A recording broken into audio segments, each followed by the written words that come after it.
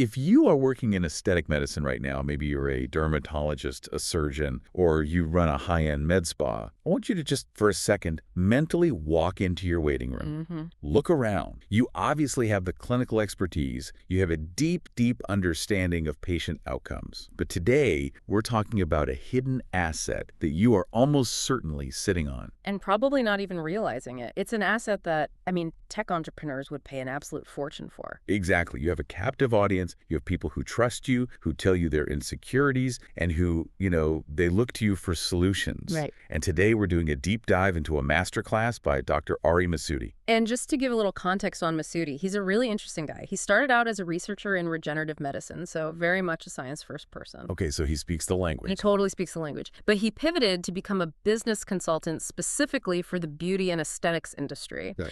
And his central message to you is pretty direct. A little provocative even. Yeah. He says your clinic is not just a clinic, it is an innovation lab. And that every single consultation you do is actually a focus group. That is the core idea we're unpacking today.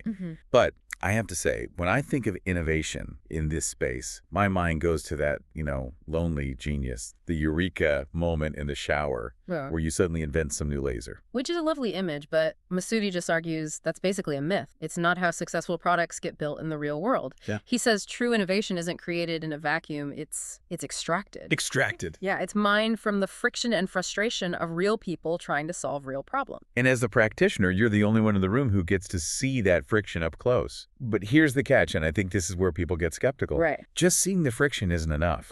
You see patients complaining all day. That doesn't mean you have a product. Exactly. Most doctors fail to capitalize on this because they don't have a structured approach. No. They might have what Masudi calls a gyro gear loose moment, some crazy invention idea. Right.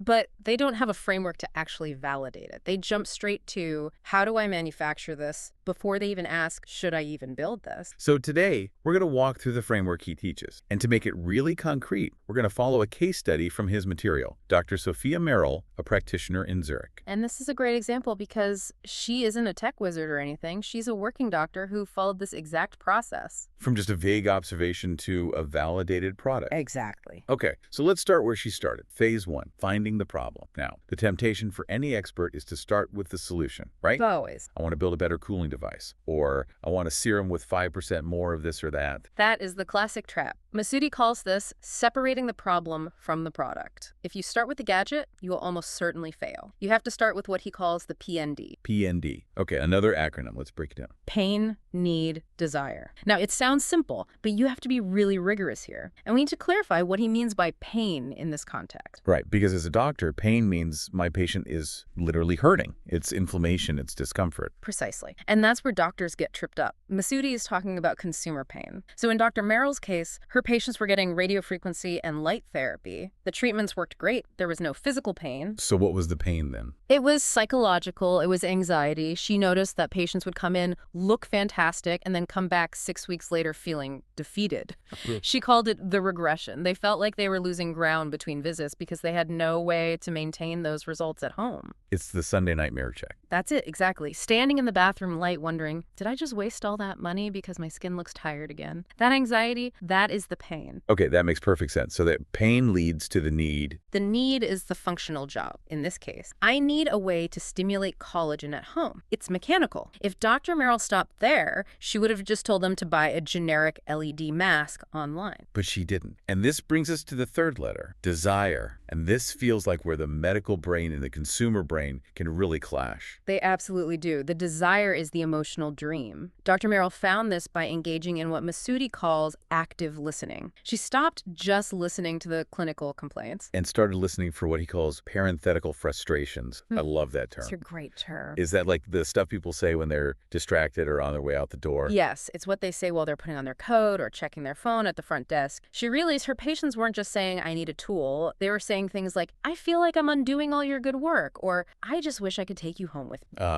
So the desire wasn't just better skin. The desire was connection. They wanted her reassurance. They wanted to feel like they were still under her care, even in their own bathroom. Exactly. And that single insight completely changed her product idea. Originally, she thought she was building a device, a piece of hardware. But once she understood that core desire for continuity, she realized a standalone device would fail. She needed an app, a companion app. But not just a timer that goes beep.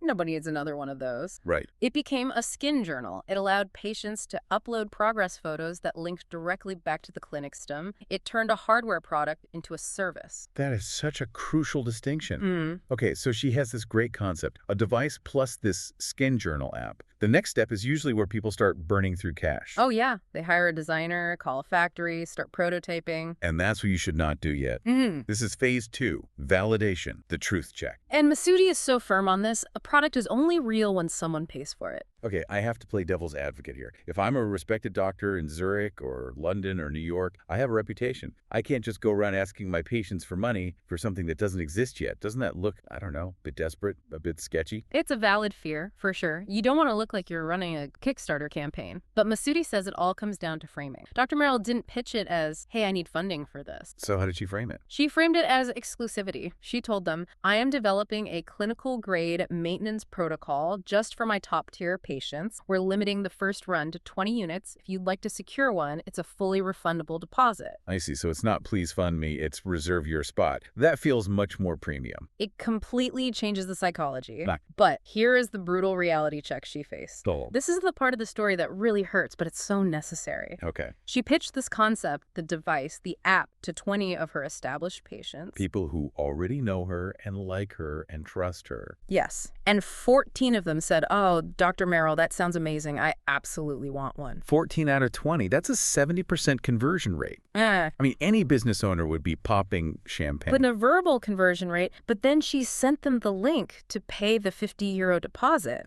Only 3 people paid. Ouch. From 14 down to 3. That's got to be demoralizing. Most people would look at that and say, this is a failure. My patients lied to me. But Masudi argues this is a massive, massive success because now Dr. Merrill knows the truth. Right. The real conversion rate isn't 70%, it's 15%. That 20/14/3 ratio is pure gold. It's the politeness trap, isn't it? That's exactly it. Your patients want to please you. They'll say yes to your face, not out of malice, but just social grace. There's a huge difference between that's a great idea, doctor, and here is my credit card. And if she'd gone to manufacturing based on those verbal yeses? She'd be sitting on a warehouse full of unsold inventory right now. It cost her nothing to learn that truth. Okay, so she has her signal. She knows it's the diehards, maybe 15%, who will actually buy this. Now what? Now you set up another safety net, and this is before you spend any real money. It's defining success and failure. Right. This is about managing your own emotions, isn't it? The sunk cost fallacy. Totally. You start spending money and time, and you just keep going because you've already started. To prevent that, you have to define your metrics now while you're still rational. He calls them KISS and KIF, key indicators of success and key indicators of failure. Success indicators are the fun part. I'll sell 1,000 units. But the failure indicator, that's the brave one. You have to set a clear threshold where you agree in advance to stop. What was Dr. Merrill's kill switch? She decided that if she sold fewer than 30 devices in the first 4 months after launch, she would not order a second production run. She'd sell off the inventory and walk away. Writing that down beforehand basically gives yourself permission to fail without it crushing your ego. It creates an unemotional decision framework. It protects you from bleeding cash into a project just because you don't want to admit it didn't work. So we have the idea, the validation, the kill switch. Now we get to the messy middle, building the thing. And this is where unknowns come in. Masudi separates risks and unknowns. He does, and it's a vital distinction. A risk is an external event. A competitor launches a similar product, a new tariff. You can't control it. And an unknown. An unknown is simply a lack of information, a gap in your knowledge. For Dr. Merrill, a huge one was, can I legally sell this as a medical device or is it a cosmetic device? Which is a massive difference in Europe. We're talking clinical trials, CE marks, millions of euros if it's medical. Exactly, and most people would just start building and worry about that later. Masudi says no, hunt the critical unknowns first. So instead of hiring a designer, Dr. Merrill hired a regulatory consultant for a 1-hour meeting. What did that cost? Maybe €500. And in 2 weeks, she had her answer. She found a specific pathway to classify it as a cosmetic wellness tool. She bought certainty for the price of a nice dinner. She tackled the cheapest, fastest unknowns first. Correct. And her second unknown was compliance. Will people actually use this 3 times a week? Because if they don't, it doesn't work. This brings us to a really surprising part of this whole case study.